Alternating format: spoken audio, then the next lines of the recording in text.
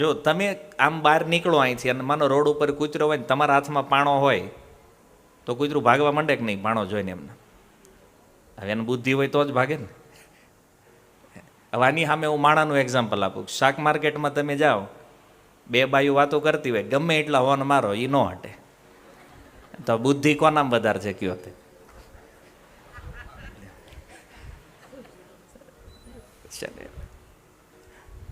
હા, બુદ્ધિ તો છે, મનુષ્યમાં છે, પશુમાંય છે એને.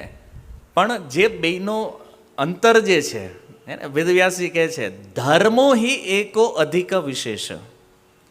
મનુષ્ય ધર્મના વિષયમાં જિજ્ઞાસા કરી શકે, કૂતરો નહીં કરે, પશુ નહીં કરી શકે. મનુષ્ય પૂછી શકે, મારે દુઃખ જોતું નથી છતાં દુઃખ કેમ આવે છે મારા જીવનમાં. કૂતરો ક્યારેય પ્રશ્ન નહીં કરે, તમારે બધાને એસીમાં હોવાનું, મારે બહાર રોડે રખડવાનું, એને કોઈ પ્રશ્ન નથી એને. તો ધર્મ મનુષ્યને પશુઓથી જુદા પાડવા વાળું જે તત્વ છે એ છે ધર્મ. મનુષ્યોમાં ધર્મ હોય, પશુઓમાં આ નથી.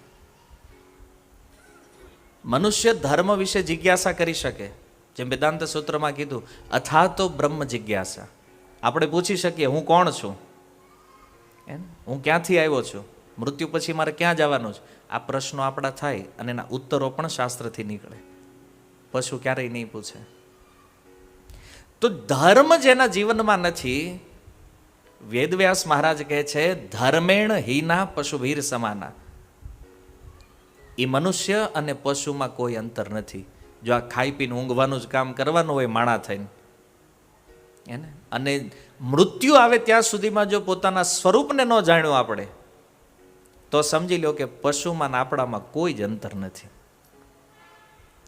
જેમ એક કૂતરા બિલાડા બહાર રોડે મરતા હોય અને આપણું મરવું ભગવાનને જાણ્યા વગર, આ બે હરખું છે.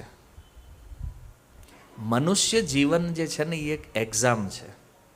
માની લો કોઈ બાળક ક્લાસરૂમની અંદર આખું વર્ષ ભણે, પણ એ એક વર્ષ દરમિયાન શું ભણ્યો છે એ એણે માત્ર 3 કલાકમાં સાબિત કરવાનું હોય.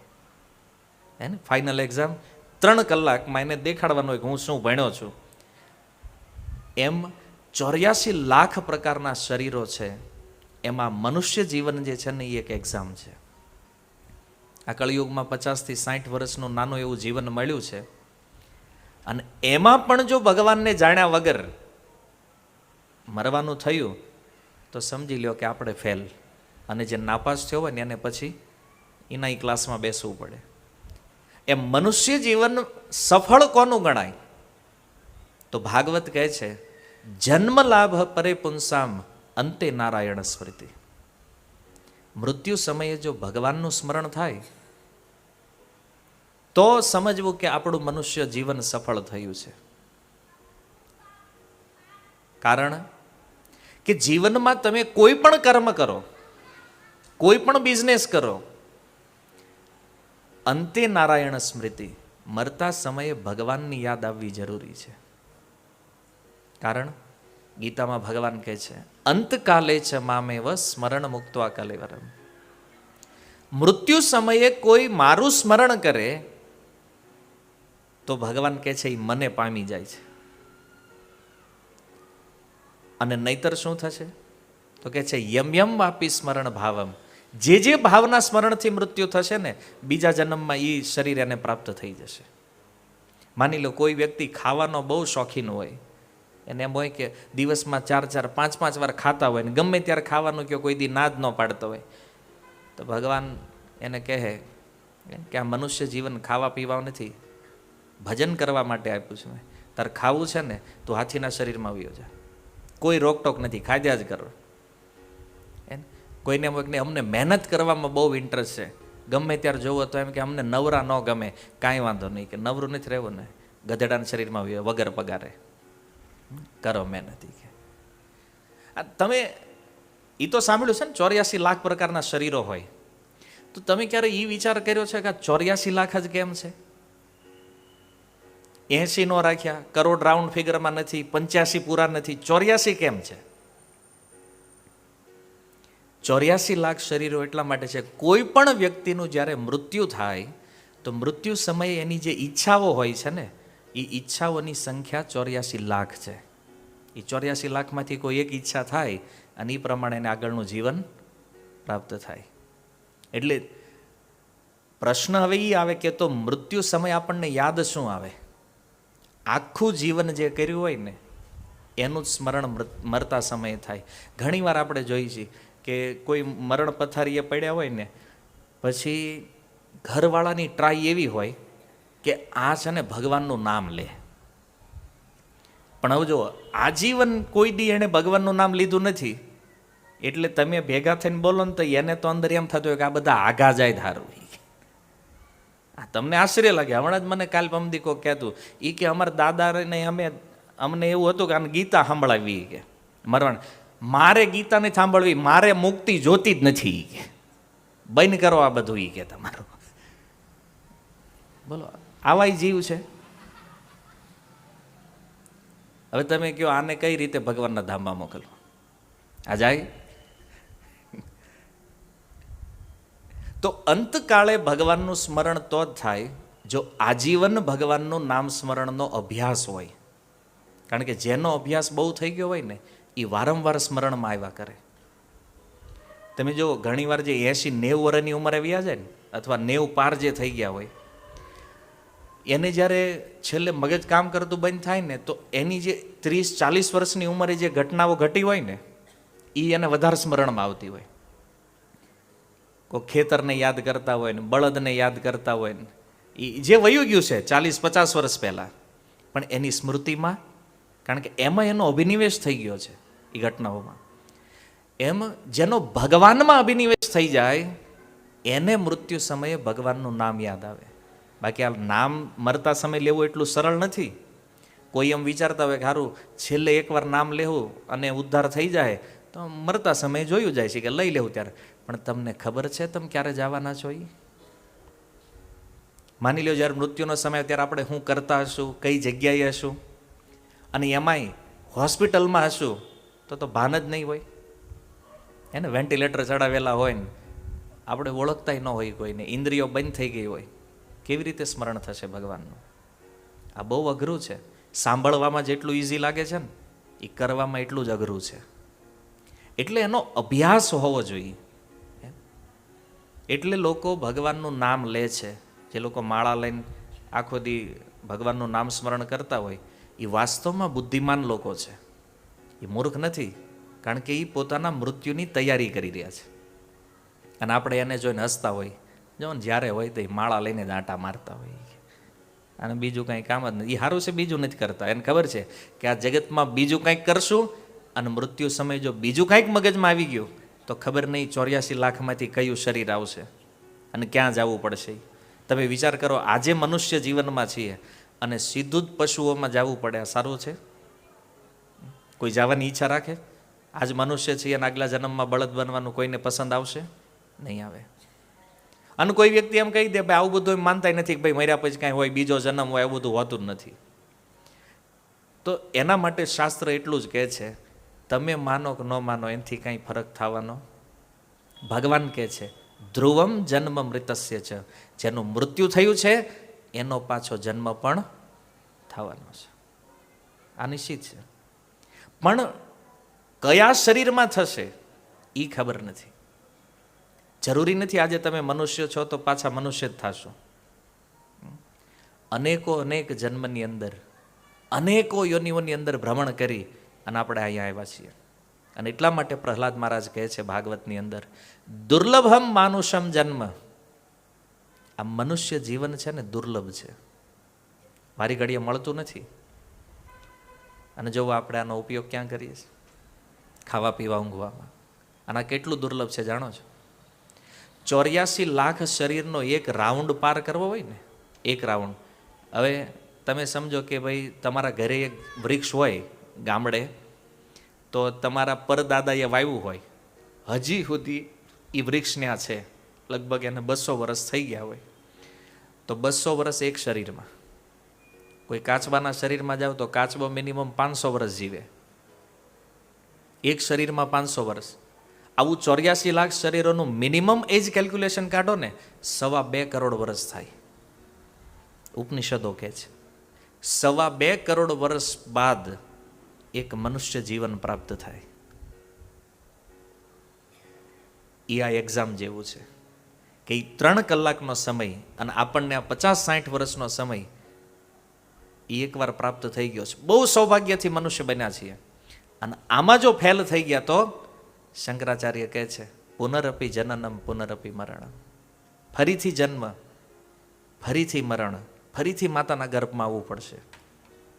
અને જુઓ, ગીતામાં ભગવાન સ્પષ્ટ કહે છે જન્મ મૃત્યુ જરા વ્યાધિ દુઃખ દોષાનું દર્શનમ. જન્મ લેવો ને એ એક બહુ મોટું દુઃખ છે. શું કામ? આપણને તો એવું લાગે ઘરે પુત્ર જન્મ થયો હોય તો આપણે તો બહુ ખુશ હોય, પણ એ કેટલું કષ્ટ સહન કરીને આવ્યો છે ખબર? ગરુડ પુરાણ કહે છે ઓરિજિનલ નરક લોકમાં જેટલું દુઃખ છે એની કરતાં 100 ગણું દુઃખ હરેક જીવ માતાના ગર્ભમાં અનુભૂતિ કરે છે ત્યારે એનો જન્મ થયા છે. અને હું તમે આપણે બધા એ દુઃખને અનુભવીને અહીંયા આવ્યા છે. અને કપિલ ભગવાન ભાગવતમાં કહે છે કે આપણે ભગવાનને પ્રાર્થના બહુ કરી છે કે પ્રભુ આ ગર્ભ યાતનાઓમાંથી છુટકારો મળે તો હું તમારું ભજન કરીશ. ભાગવત સ્કંદ 3 અધ્યાય 31. હરેક જીવાત્માઓએ પ્રાર્થના કરી છે ભગવાનને કે પ્રભુ અહીંથી બહાર કાઢો આ દુઃખમાંથી, અમે તમારું ભજન કરશું. પણ જેવા બહાર આવ્યા એટલે ધંધે લાગી ગયા, ભૂલી ગયા બધું, અને પાછા સંસાર ધર્મમાં ફસાણા. તો શંકરાચાર્ય કહે છે ફરીથી મૃત્યુ આવશે. અને મૃત્યુનું દુઃખ કેટલું છે જાણો છો? ઘણીવાર લોકો કહે છે અમારા દાદા તો એટલું સારું એનું મૃત્યુ થયું ને આમ બેઠા બેઠા ઢળી ગયા. એ તમને લાગે જ બહારથી સારું છે. ગરુડ પુરાણ શું કહે છે? 36,000 વીછી એક સાથે ડંખ મારીને જે પીડા ઉત્પન્ન થાય ને, આટલી પીડા મૃત્યુ સમયે હરેક વ્યક્તિને થાય. એકાદ વીછી કવડ્યો હોય ને કોકને પૂછજો કેટલી વેદના હોય એની. આ પીડા નાડીઓ મંડે ફાટવા, જેમ ઓલો હાવાણીવાળો ઘાસ ચીરતો હોય ને એમ ચીરાઈ જાય નસો અંદરથી. અને મૃત્યુ ત્યારે જ થાય જ્યારે અંતઃકરણ પીડાને સહન ન કરી શકે. અને એટલે એ આત્મા જે છે એ પછી શરીરમાંથી નીકળી જાય. આપણને એમ લાગે બેઠા બેઠા, પણ એણે કેટલું દુઃખ અનુભવ્યું છે અંદર એ કેવલ મરનાર વ્યક્તિ એક જ જાણતો હોય છે. અને દુર્ભાગ્ય જુઓ, આખું પરિવાર ઊભું હોય ફરતે બેડની આસપાસ, છતાં આપણે કાંઈ મદદ એને ન કરી શકવી. અને આમાં આપણું કાંઈ હાલે નહીં. ગમે એટલો રૂપિયો હોય, ગમે એટલી સત્તા હોય, ગમે એટલું નામ હોય, પણ એના દુઃખને એક તલભારે આપણે ઓછું કરી શકવી નહીં. આ સમસ્યા છે, આ અસલી સમસ્યા છે. આજે જુઓ, મોટા ભાગે ભારત વર્ષમાં જ્યાં જોવો ત્યાં લોકો મોંઘવારી છે ને બેરોજગારી છે ને રોટી કપડાં મકાન માટે બૂમો પાડે છે.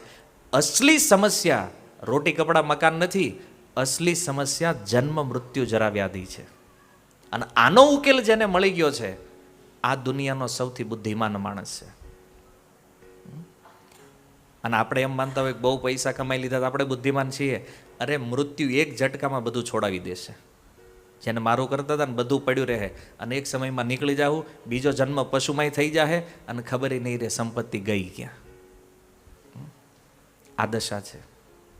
જો એટલે હંમેશા એ ટેન્શનમાં ન રહ્યો ભવિષ્યમાં શું થશે. ટેન્શન એ છે કે અહીંથી ગયા પછી આપણું શું થવાનું છે. એટલે ભગવાન કહે છે અર્જુન, અર્જુન ફોકસ આની ઉપર કરવો જરૂરી છે. જન્મ મૃત્યુ જરા વ્યાધિ. અને આ કોમન સમસ્યા છે.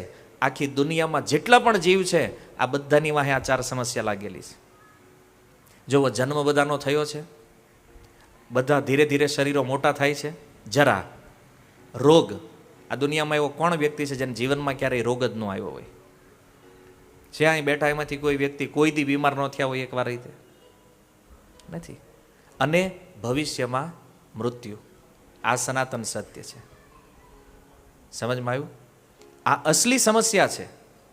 એટલા માટે શ્રીમદ ભાગવતમ કહે છે યજ્ઞે સંકીર્તન પ્રાય યજંતી સુમેધસ. કોણ બુદ્ધિમાન છે કળિયુગમાં?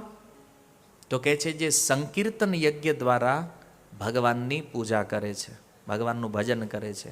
આ સુમેધા, મેધાનો અર્થ છે બુદ્ધિ. સુ માને સુંદર. સુંદર બુદ્ધિવાળો વ્યક્તિ છે જે ભગવાનના નામ દ્વારા ભગવાનની પૂજા ઉપાસના કરે છે. કારણ જો આ બધી વાતો તો ઘણી છે શાસ્ત્રોમાં, કદાચ સવાર સુધી હું બોલું અહીં તો એ પૂરું નહીં થાય, પણ કહેવાનો અર્થ એ છે કે આ મનુષ્ય જીવન જે છે ને એ આપણી એક્ઝામ છે. આમાં પાસ થવું કે ફેલ થવું એ આપણી ઉપર છે. અને એકવાર જો નીકળી ગયા તો ગંગા સતી કે એમ આ વીજળીના ચમકારે મોતી પરોવવા જેવું છે. અને જો મોતી ન પરોવાણું એને કે મનુષ્ય જીવન મળ્યા પછી ભજન ન થયું તો ફરીને ચમકારો ક્યારે થાય ને, આનો કોઈ ભરોસો. અર્થાત આ મનુષ્ય જીવન છૂટી ગયું તો બીજી વાર મનુષ્ય બનવાનો ચાન્સ મળશે ક્યારે નક્કી નથી. અને માની લો મનુષ્ય બની પણ ગયા, અમેરિકા જેવા દેશમાં જન્મ થયો, ક્રિશ્ચિયન કે મુસ્લિમ પરિવારમાં જન્મ થયો, તો પણ ભજન કરવાનો ચાન્સ મળશે નહીં. આ કેવલ વેદ ધર્મને માનવાવાળા પરિવાર, સનાતન ધર્મની અંદર તમારો જન્મ થયો છે, આને ભારત વર્ષમાં આનાથી મોટું સૌભાગ્ય બીજું કોઈ નથી. અને આપણે રોઈએ છીએ શેના માટે? પૈસા નથી, ઘર નથી ને ગાડીઓ નથી. અરે ભાઈ આ બધું અહીંયા જ રહેવાનું છે. પાછા ફેરો મારીને આવશો ને તો અહીંયા જ હશે, કારણ કે આ દુનિયામાંથી સંપત્તિ ક્યાંય જાતી આપણે જવાનું હોય છે. આ બધું અહીંયા જ રહેવાનું છે. એટલે આની હાટું રોવાનું મૂકી દો. પણ સારરૂપ વસ્તુ જે છે કે આ બધી સમસ્યાઓનો ઉકેલ શું છે? એનો ઉકેલ છે ભગવાનના નામનું કીર્તન. જો બહુ શોર્ટ ભાષામાં કહી દઉં તમને, ભક્તિ એ જ એકમાત્ર ઉપાય છે ભગવાનને પ્રસન્ન કરવાનો. અને કળિયુગમાં ભક્તિ એટલે શું છે? કોઈ તપ કરવાની જરૂર નથી, કોઈ જ્ઞાન, કોઈ યોગ, કોઈ જ વસ્તુ કરવાની જરૂર નહીં. આપણી થાય એમાંય નથી. હમણાં જો આ કલાકથી હું અહીં બોલું છું, હજી 1 કલાક ખેવું ને તો તમે કેટલી વાર આમથી આમ ફરશો એને નક્કી નથી. બરાબર છે? હવે 1 કલાક આપણે બેહી નથી એકતા, તપ શું કરવાના જ કયો થાય? આજે એકાદશી છે એને શાસ્ત્રોમાં લખ્યું છે નિર્જળા ઉપવાસ કરવો જોઈએ.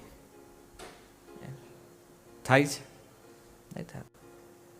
હવે એક એકાદશી આપણીથી જો ન પાલન હરખું થતું હોય, તપસ્યા શું બીજી કરવાના છે આપણે? તો તપ, યજ્ઞ, દાન આ બધું આપણાથી બહુ દૂર છે. એટલે કળિયુગની અંદર સુખદેવ ગોસ્વામી કહે છે કે એક એવો ઉપાય જે હરેક વ્યક્તિ કરીએ, કે ગરીબ હોય એ કરીએ, કે ધની હોય એ કરીએ, કે જેને શાસ્ત્ર આવડતું હોય એ કરીએ, કે જેને શાસ્ત્રનું જ્ઞાન નથી એ પણ કરી શકે.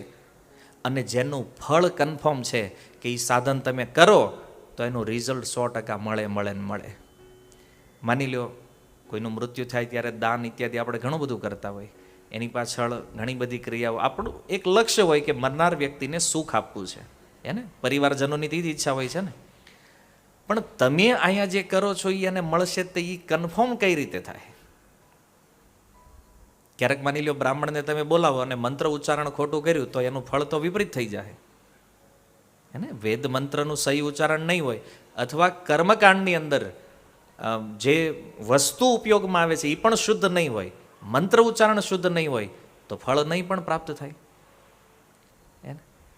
પણ ગરુડ પુરાણમાં ગરુડજીએ ભગવાન વિષ્ણુને આ પ્રશ્ન કર્યો છે કે માની લો કોઈ વ્યક્તિનું મૃત્યુ થયું છે, એના પરિવારજનો ચાહે છે કે એને સુખી કરવા છે, તો એના માટે સૌથી સરળ, શ્રેષ્ઠ અને કન્ફર્મ રિઝલ્ટ આપવાવાળો ઉપાય કયો છે?